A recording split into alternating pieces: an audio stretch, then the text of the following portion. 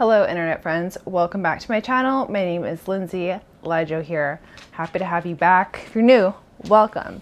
This is my weird space. We're gonna be talking about EPs today. Maybe you have a boss that's an INTJ, maybe you have a friend who's an INTJ and you're some sort of EP and you're like, I wonder what their perspective is of me. Well, this may be a general perspective as a representation of the type coming from myself as an INTJ. So we're gonna start with ENTPs. Ah, yes, the trolls of the internet. The great thing about the ENTPs is because they are a double decider, which means they're an EP or an IJ are double deciders. They have their thinking and feeling functions in the middle.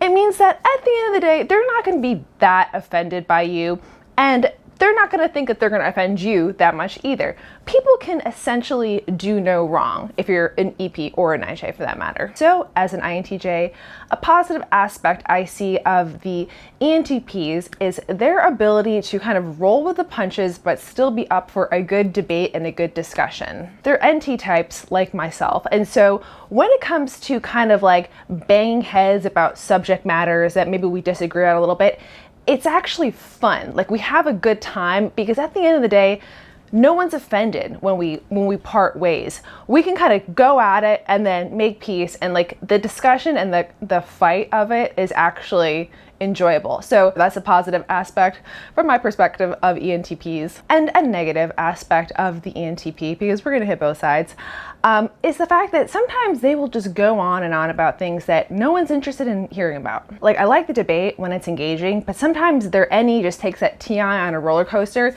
and they'll be going off on something and the rest of us are just like, yeah, bro, we left that conversation like 10 minutes ago.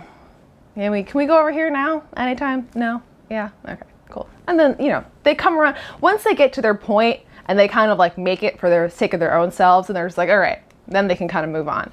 But yeah, that's one, negative. And to be honest, all the types, I don't have any problems with any specific type. So I'm never going to be like, yeah, I don't get along with that type, because I will not prefer certain people, but it's never specifically related to their type. It's related to their mindset, the most important thing. All right, so next, the ENFPs. The ENFPs are just the cosmic sunflowers of the universe, okay? They are highly creative. They are whimsical, generally very kind-hearted people. And as an INTJ, I find them to be positive people in the universe because they're generally very unintimidated by the INTJs. They will just kind of come up alongside us, kind of find fascination in us in this interesting way, and they'll try to like take us on their own journey. And so, I mean, they're delightful humans, and I think that the INTJs and the ENFPs, we really connect through having that FI function. The ENFPs, they have it second, and the INTJs have it third. So kind of the FI that we wish we can maybe sometimes bring out more in us, we see the ENFPs bring out all the time. And we're also, both of us are double deciders, as I mentioned, with the ENTPs. And so we tend to get along great that way. As an INTJ, I really don't want to go on an adventure, but if an ENFP brings me on an adventure, I'm like, okay. But with all things, we have a negative side, right? So the things that ENFPs could be better with are being on time to things, really adhering to certain predictable standards for the people around them, and showing up in the ways that the tribe, the people need them to be there, showing up in those specific ways. The ENFPs kind of want to just do their own thing and run with it, and they don't want to do that to go against you. They just want to do their own thing. And sometimes they just leave the rest of the world kind of hanging, being like, hey, where are you? Did they come back? No? Okay, well, does anyone have their phone number? No? Okay, it's all right. They'll come back eventually. All right, next are the ESTPs. I don't know what it is about STP types, but I tend to kind of jive with them rather well. They're going to be speaking with a much more reality-based language, but we still are both thinking dominant, and sometimes it's nice as an INTJ for someone else to be taking responsibility for the sensory. So I enjoy the fact, something that's positive when I'm with ESTPs is the fact that they will actually address things in the real world and then logically work through them. They're doers in many ways. Their first function is SE, which is my last function, which means in a savior state, they're going to be taking responsibility for the things I don't want to be taking responsibility for. So that's really nice. And I just find that we tend to kind of get along, can work well together because we do share that SE NI access, and we can kind of take care of each other's deficits. I can help with the deficit of NI, they can help with my deficit of SE. And one negative would just be that the ESTPs, they will uphold a high level of output without sometimes taking the time to think about like the repercussion of how this is going to work, like as the ripple effect down the line, what the repercussion of this is going to be. And then sometimes that can be a little bit frustrating because it's like, yeah, okay, cool, we're getting this done, but wait, hold on, let's just stop for a second.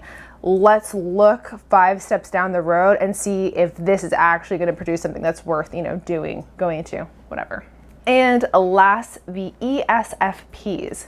Now, the ESFPs actually have a unique place in my heart because we share all of the same functions.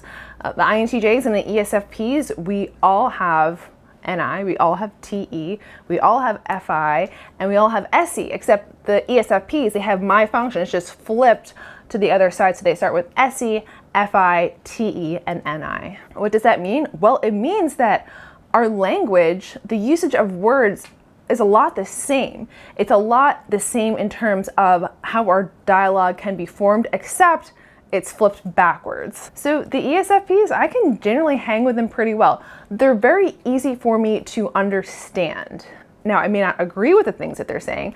I may not think those things are a good idea, but it's like, I hear what they're saying and it's like, yeah, okay, I get what you're doing here. So a positive is they're very easy to understand. And my subjective negative here would be that because the ESFPs, because they're driven a lot by that FI function, the things that they like, the things that they value, to do those things in reality, if I don't like or value those same things, it's just like in general, we're not going to be on the same page. And then the connection really can't be established there, right? Because they're going to want to be doing the things that they like, the things that they think are fun, that are important, whatever. That's great. But if our FIs aren't aligned, then it's just going to be like, we're never going to meet each other. We're not going to really know each other. All right, that's it for this video. There is your category of EPs.